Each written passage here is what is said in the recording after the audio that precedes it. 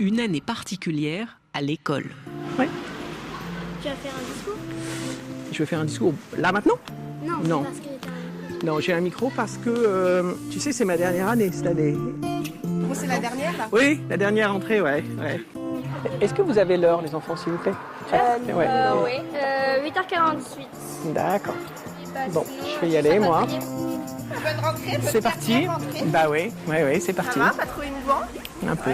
Je vais sonner? Oui, c'est bon. Dire, ouais, parfait.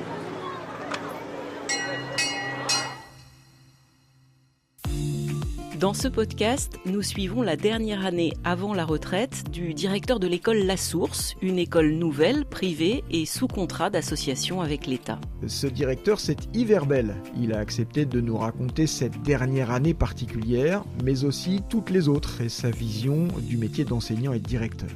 Une année particulière à l'école, épisode 2, la rentrée. Nous sommes le 2 septembre et notre volonté c'est de laisser Yves vivre ce moment si particulier. Nous l'avons équipé d'un petit micro et nous nous sommes éclipsés. Et ce n'est qu'une fois les élèves installés dans leur classe que nous découvrons l'accueil des enfants et des parents. Il y a les habitués, les petits nouveaux, les plus anxieux, ceux qui ont déjà des demandes, bref, la vie comme elle est. Et la vie comme elle est à la source, c'est aussi le traditionnel rassemblement dans la matinée de toute l'équipe d'enseignement et d'animation avec les enfants. Et là, nous sommes restés. Nous avons fait le choix en revanche d'attendre la fin de la semaine de rentrée pour retrouver Yves et discuter. Nous avons commencé par réparer un oubli. Cet épisode a été enregistré dans le jardin qui borde une des maisons de la source. Nous, on voulait commencer ce deuxième épisode par réparer un oubli et vous souhaiter un joyeux anniversaire parce qu'on s'est rendu compte en ce jour de rentrée qu'il y avait plein de parents et d'enfants qui vous souhaitaient un joyeux anniversaire. C'est vrai que c'est quand même pas courant qu'on entende des parents, des enfants souhaiter l'anniversaire d'un directeur. Alors il y a plusieurs choses. D'abord il y a effectivement le fait que mon anniversaire tombe traditionnellement le jour de la rentrée ou de la pré-rentrée. Donc d'année en année ça se sait et c'est devenu un peu une tradition. Et puis même de manière générale, dans l'école, les anniversaires ont une place quand même. Voilà, c'est-à-dire que ce soit l'anniversaire des enfants au sein des classes, avec une tradition qui a été lancée par la Agnieszka à la bibliothèque. Chaque enfant reçoit le jour de son anniversaire, reçoit une fleur parce qu'elle fait des origamis. Donc ces traditions d'anniversaire, c'est aussi quelque chose qui est dans l'école, quoi. Le fait que pour moi, ça soit le jour de la rentrée ou de la pré-rentrée, ça a pris une dimension un peu plus importante. Et effectivement, ça devient un peu une tradition de me souhaiter mon anniversaire. Le fait qu'il y ait une place pour les anniversaires à l'école, etc., ça raconte quand même quelque chose de l'esprit de la source. Absolument. C'est vraiment l'idée que... Bon, il y a l'élève, mais il y a l'enfant de manière générale. Comme il y a le professeur, mais il y a aussi l'adulte. Il y a ce côté... alors j'aime pas trop utiliser ce mot, mais en l'occurrence, je trouve qu'il est assez juste. C'est un peu familial. Voilà, qui fait que on s'autorise quelquefois à avoir un rapport, que ce soit avec nos collègues, que ce soit avec les enfants, qui est peut-être un peu plus intime.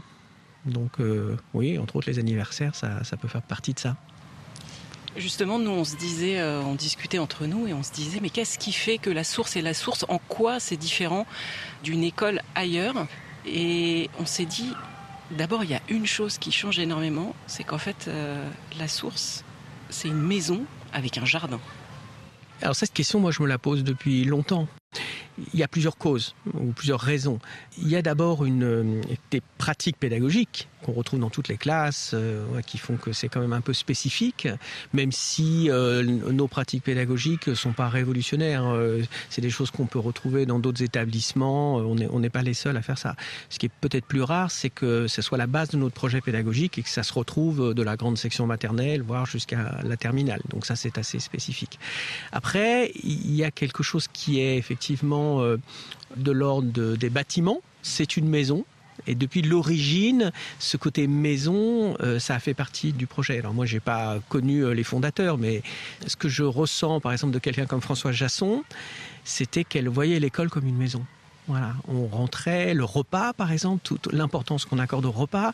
Il n'y a pas de séparation entre la classe et le repas, les enseignants sont très présents et c'était le cas dès le début où il y avait une importance accordée à tout ce qui est effectivement de l'ordre de s'occuper de la maison. Oui. Bon, là, si on fait un tour, on s'aperçoit qu'il y a... La source s'est agrandie au fur et à mesure des générations en rachetant à chaque fois des maisons qui étaient à l'origine pas du tout des écoles. Bon, ce qui complique des fois un peu la vie, mais qui donne un caractère un peu spécifique. Alors moi je suis un ancien élève, je suis arrivé en 78 à la source et je me souviens d'un truc très marquant que je ne connaissais pas en venant du système classique. On parlait de jardin d'enfants. Et le fait qu'on parle depuis tout à l'heure d'une maison, d'un jardin, est-ce que finalement la source, c'est une école où on fait pousser les enfants ? Alors, il faut savoir qu'historiquement, il y avait cette idée, même en termes de métier, où on parlait, alors c'était surtout féminin, de jardinière d'enfants. Et Françoise Jasson, donc la première directrice, était jardinière d'enfants. Donc ce terme qui n'existe plus maintenant, mais ça désignait aussi des personnes qui avaient une fonction éducative beaucoup plus importante. Ça ne se limitait pas à l'enseignement. Voilà. Après, il y a toujours cette analogie qu'on peut faire entre pédagogie et agriculture. C'est clair et net. Enfin, celui peut-être qui a poussé le plus loin cette analogie, c'est Freinet, Célestin Freinet, parce que même si l'école La Source n'est pas une école Freinet, l'origine c'est plutôt Cousinet, mais bon, ce sont des pédagogues de la même période qui ont beaucoup de choses en commun. Moi aussi, souvent, je fais cette analogie entre agriculture et éducation. Cette métaphore, on peut la tirer très très loin. C'est-à-dire avec cette idée, effectivement, qu'il faut travailler avant tout sur le terrain, voilà, sur le milieu dans lequel on plante, qui va permettre aux enfants de grandir dans les meilleures conditions. Il y a plein de phrases comme ça, moi, qu'il me reste. Il y avait Simone Deligny, je ne sais pas si vous avez connu Simone Deligny, qui est restée très très longtemps à la source et qui était un personnage, voilà, qui est jusqu'à l'âge de 85 ans, 86 ans, elle venait tous les jours à l'école pour travailler avec les enfants. Voilà, moi, je suis toujours en contact avec elle. C'est toujours passionnée par son travail de pédagogie. Et elle avait toujours cette phrase, elle disait, voilà, on tire pas sur une salade pour la faire pousser, quoi. Voilà. Donc vraiment, c'est la conception du rôle de l'adulte. Voilà, l'adulte, il est vraiment là pour mettre en place les meilleures conditions possibles pour que l'enfant puisse grandir. Et les enfants sont différents, ils poussent à des rythmes différents, ils apprennent pas tous au même moment. On aura beau tirer dessus, on ne va pas réussir à les faire tous grandir en même temps. Là, nous sommes le 6 septembre, on est à J+4 de cette dernière année. Cette semaine, elle s'est passée comment ? Elle s'est bien passée. Je dirais que ce qu'on appelle nous la pré-rentrée, c'est-à-dire quand toute l'équipe d'adultes s'est retrouvée, ça a été pour moi une journée un peu compliquée, voilà, parce que je savais pas trop comment l'aborder. C'est-à-dire que j'avais en tête deux choses. Soit je partais sur l'idée que c'était une rentrée classique et que je lui donnais pas un caractère spécifique. Soit je voulais utiliser ce moment pour, alors c'est un grand mot que je vais utiliser, hein, mais d'une certaine manière délivrer une espèce de message. Je vais aller plus loin, je me lance, même une espèce de testament pédagogique que j'avais envie de faire passer auprès de mes collègues, quoi. Parce que c'était pour moi la dernière occasion, je dirais sérieuse. On fera la fête à d'autres moments, mais c'était la dernière occasion sérieuse un peu de vouloir faire passer mes convictions. Et jusqu'au dernier moment, j'ai hésité. Je me rappelle très bien, j'étais dans le métro, là, je savais pas ce que j'allais faire. Et puis je me suis dit, allez, je dis ce que j'ai envie de dire. Voilà. Donc c'était un moment assez fort. Après, le jour de la rentrée avec les enfants, j'étais beaucoup plus détendu. Bon, j'espère simplement que cette cessation d'activité à la fin de l'année va pas être quelque chose qui va planer au-dessus de ma tête toute l'année, quoi. Le testament pédagogique que vous avez délivré aux profs, à l'équipe pédagogique, quel était-il ? C'est bon, le testament, on va un peu le mettre de côté parce que c'est un peu lourdingue. Moi, voilà. C'était sur mes convictions profondes, quoi. Je ne sais plus exactement ce que j'ai dit. Je sais que j'ai évoqué un point qui me tient vraiment à cœur, c'est celui de croire en l'éducabilité des enfants. Voilà. Vous savez que, enfin, vous savez pas, mais effectivement, l'école nouvelle, il y a ce qu'on appelle les 10 principes de l'éducation nouvelle, hein, qui ont été rédigés par François Châtelain, et voilà, qui reprennent un peu, je dirais, tout ce qu'une école doit mettre en place pour avoir un peu le label école nouvelle. Et moi, il y en a un que j'aurais toujours voulu rajouter, c'est celui de croire en l'éducabilité des enfants. Et je pense que ça, c'est quelque chose que j'ai depuis le début. Je ne sais pas pourquoi, je ne sais pas pour quelle raison, mais Oui, et se dire que on peut y arriver, quoi. Bon, même si on n'y arrive pas tout le temps, puisqu'il y a pour un enfant, il y a des choses qui nous échappent, entre autres ce qui se passe dans la famille. C'est un point quand même déterminant. L'école, c'est important, mais l'enfant passe beaucoup plus de temps en dehors de l'école qu'à l'école. Mais si les adultes n'y croient pas, si les adultes ne croient pas qu'un enfant va pouvoir progresser, ça fonctionne pas, quoi. Il y a autre chose, nous, qui nous a surpris quand on est resté ce premier jour de rentrée. C'est ce discours que vous avez fait. Donc il y a tous les élèves, toute l'équipe enseignante qui est réunie. Vous présentez tout le monde et après vous avez édicté 3 règles de l'école, 3 règles qu'on n'a pas le droit de modifier. Celles-ci, on ne peut pas les discuter. Je veux bien que vous nous rappeliez ces 3 règles et comment tout ça se met en place. Alors ça, c'est un moment important dans l'année et je dirais année après année, ça prend de plus en plus d'importance. C'est ce moment symbolique de début d'année où effectivement toute l'école se réunit, tous les adultes sont présents, y compris l'équipe d'animation, voilà tout. Et c'est le point de départ, c'est le 0 avant de commencer à compter. C'est un moment rituel et symbolique. Alors, c'est des choses qui se font pas très souvent en France, mais qui sont dans les pédagogies anglo-saxonnes assez répandues, ce qu'ils appellent les assemblies, alors qui peuvent avoir lieu à d'autres moments. C'est vraiment un instant où il y a un collectif qui est très présent. Voilà. Et on entend tous la même chose au même moment. Donc moi, les 3 règles fondamentales dont on parle, c'est on ne se met pas en danger, on ne met pas en danger les autres. Voilà, ça c'est la sécurité physique, je dirais. La deuxième, c'est on ne se moque pas, qui est une sécurité affective. Et la troisième, c'est on fait de son mieux, qui est un peu l'objectif qu'on peut avoir tous ensemble, le mieux étant différent en fonction des personnes, des enfants et des choses comme ça. C'est un sujet de discussion fréquent entre nous, de savoir comment on les énonce. Des fois, quelqu'un viendrait de l'extérieur et dirait mais pourquoi ils se prennent la tête autant sur un terme, par exemple sur la négation. Lors de ces réunions, je ne sais pas combien de temps on a parlé de on ne se moque pas, qui a été un grand sujet de conversation. C'est est-ce qu'on le garde, c'est une forme négative, et puis à vrai dire, qu'est-ce que ça veut dire se moquer. Enfin, c'est entre adultes, en tout cas, c'est un sujet de discussion. Et d'ailleurs, on a demandé aux enfants de reprendre ces discussions dans les lieux dédiés. Dans nos classes, on a ce qu'on appelle des conseils. Donc là, il peut y avoir des débats et on ne se moque pas. Par exemple, je sais que cette année, ça va être un sujet de discussion avec les enfants. Parce que c'est pas si simple que ça à dénoncer. On ne se moque pas. Qu'est-ce que ça signifie se moquer? Des fois, on peut rire sans se moquer. Un enfant peut avoir le sentiment qu'on se moque de lui. Or, on se moque pas de lui. Enfin, l'humour aussi, c'est un point important. L'humour, et on voit en ce moment à quel point c'est difficile l'humour. Voilà, l'humour peut très vite être mal interprété. Après, effectivement, il y a tout le travail qui se fera à d'autres niveaux de règles qui vont se modifier. Mais voilà, ça, c'est le socle. C'est ce qui fait qu'on est ensemble et qu'on est d'accord d'être ensemble. On est dans le jardin, on entend le bruit des avions qui passent, on entend les enfants qui jouent, etc. Vous avez parlé tout à l'heure du côté affectif. Il y a quelque chose qu'on a entendu à plusieurs reprises dans l'enregistrement qu'on a fait lorsque vous aviez un micro et que vous accueilliez les parents et les élèves. Une des préoccupations des enfants souvent et des parents à la rentrée, c'est de dire je suis pas dans la classe avec mon ami, je voudrais être avec mes copains, j'ai peur, etc. Comment vous gérez ce côté-là? Parce que c'est vrai que c'est une préoccupation pour les parents et les enfants et on sait que c'est super compliqué. Alors, je vais être très clair, cette partie-là, c'est vraiment ce que je n'aime pas le jour de la rentrée. Comment, effectivement, accompagner les parents, des fois, et ça c'est un peu problématique que les parents soient aussi impliqués dans la vie sociale de leurs enfants et qu'ils accordent autant d'importance à la vie sociale de leurs enfants, mais surtout répondre aux enfants sur une déception qu'ils peuvent avoir.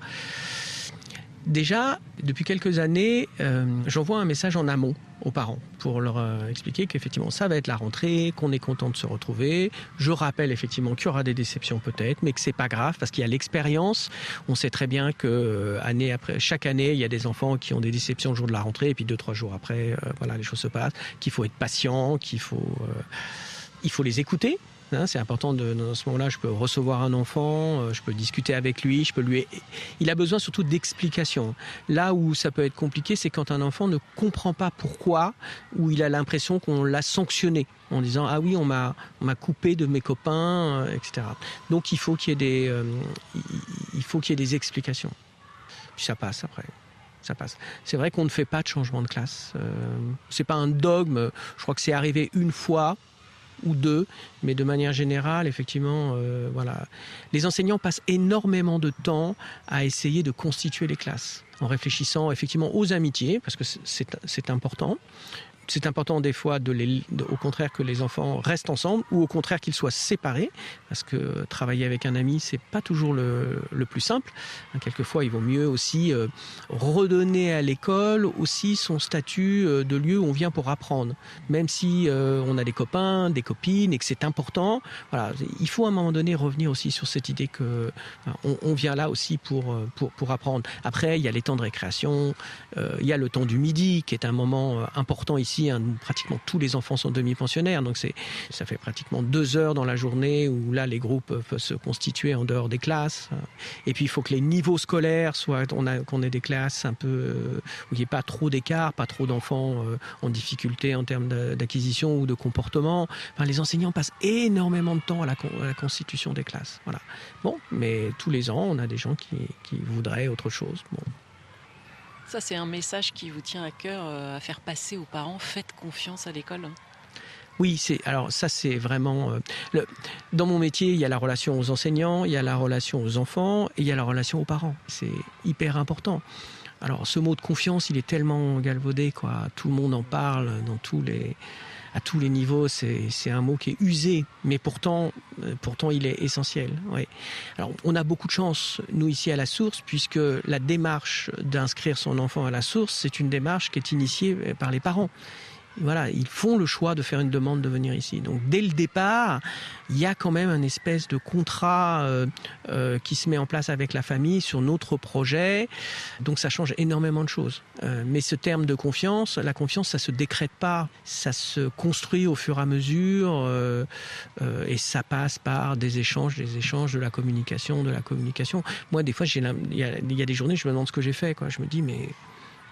qu'est-ce que j'ai fait concrètement, Or, en réalité, j'ai passé mon temps à échanger 2 mots avec un enfant, les enseignants aussi, les enseignants qui passent, qui ont besoin de me parler. Alors des fois, c'est des problèmes d'organisation, mais c'est simplement quelquefois pour se décharger de difficultés qu'ils rencontrent. Et les parents aussi, effectivement.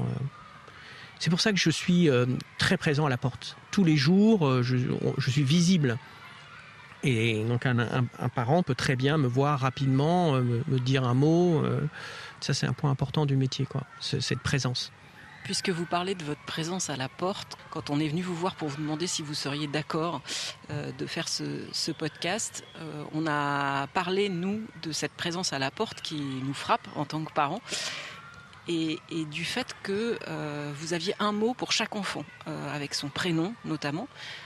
Et vous nous avez dit quelque chose qui nous a marqué, David et moi, c'est si je ne connais pas le prénom d'un enfant, je me dis que c'est une faute professionnelle. Oui, alors une faute professionnelle, peut-être que j'exagère, mais je le pense. Oui, c'est-à-dire que je pense que chaque enfant a le droit à une attention qui lui est propre.